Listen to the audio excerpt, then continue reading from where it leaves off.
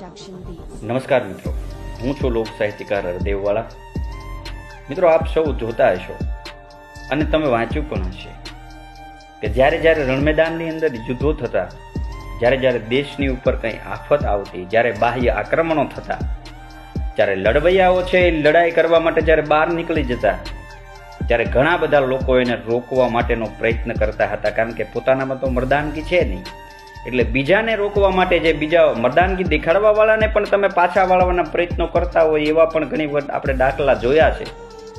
એટલે લોક સાહિત્યની અંદર એક દુહો કીધો છે કે રણે ચડાને તમે કોઈ રોકો નહીં, મર્દને આ સમય બીજો કોઈ મોકો નહીં.